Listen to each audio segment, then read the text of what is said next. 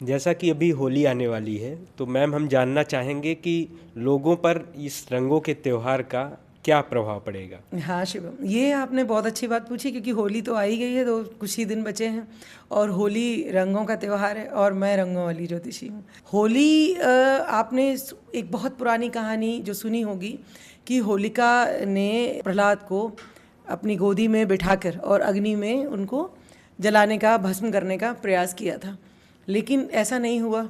क्यों नहीं हुआ था? क्योंकि होली का जो त्यौहार है वो अच्छाई और बुराई के बीच में एक ऐसा समन्वय स्थापित करता है कि इस त्यौहार में जो बुरे तत्व हैं, जो बुरी चीज़ें हैं, वो हम अपने आसपास से उनको बहुत दूर अपने जीवन से कर सकते हैं और जो अच्छी चीज़ें हैं उन्हें अपने जीवन के करीब ला सकते हैं।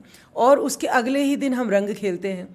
इसलिए रंग खेलते हैं क्योंकि जो अच्छे और बुरे के बलिदान का दिन हमने मनाया होलिका दहन करके, उस चीज़ को हम रंगों के साथ अपने जीवन में खुशी और तरक्की और स्वास्थ्य के रूप में उसको ग्रहण कर सकें। तो इसमें आपको मैं एक बहुत छोटे छोटे 3 उपाय बताती हूँ। पहले, होलिका दहन के लिए आप अगर अपने जीवन में किसी चीज़ से बहुत परेशान रह रहे हैं, जैसे कई बार ऐसा होता है कि हमें ऐसा लगता है कि कोई बाहरी ऊर्जा हमको परेशान कर रही है, हम पूरा हमारा ऐसा हो जाता है कि बिल्कुल नींद आ चुकी है और हम बेड पे जाके सो ही जाएंगे, लेकिन जैसे ही हम बेड पे जाके सोते हैं हमारी नींद उचट जाती है, हम सो नहीं पाते हैं, तमाम ख्याल आने लगते हैं, कल क्या होगा, ये नहीं हो पा रहा, कर्जा है, ये है, वो है, तमाम।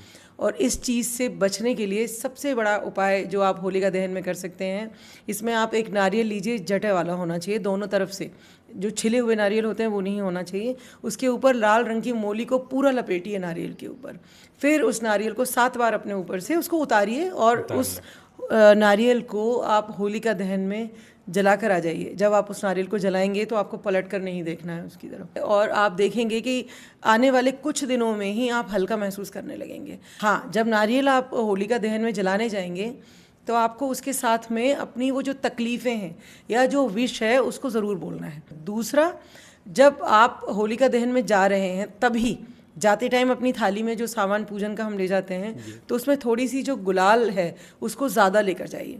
कौन से कलर का गुलाल? गुलाबी या लाल रंग का गुलाल आप लेकर जाइए, किसी और गुलाल की आवश्यकता नहीं है, ये आप लेकर जाइए। नारियल को विसर्जित करने से पहले उस गुलाल को होली के ऊपर छिड़किए, फिर उस गुलाल को लेकर अपने माथे पर इस तरीके से पूरा लेप लगा लीजिए।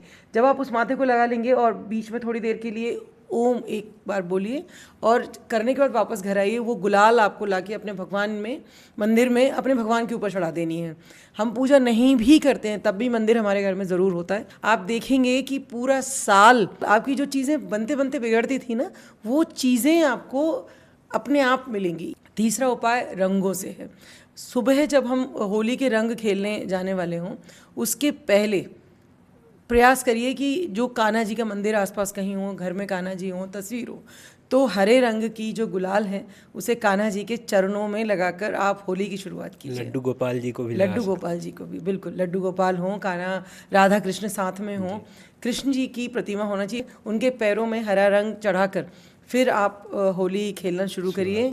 तो ये आपके पूरे साल में आपको ये तीनों उपाय जो हैं, हर चीज़ में, कैरियर में, रिलेशनशिप में, हेल्थ में, वेल्थ में, और जो बाहरी चीज़ें आपको परेशान कर रही हैं या कोर्ट कचहरी परेशानी, कर्जे, कुछ भी हो सकते हैं, इन चीज़ों से आपको बहुत रिलीफ मिलेगा और आपको अच्छा महसूस होगा कि ये होली आपके लिए कुछ अच्छा लेकर आई।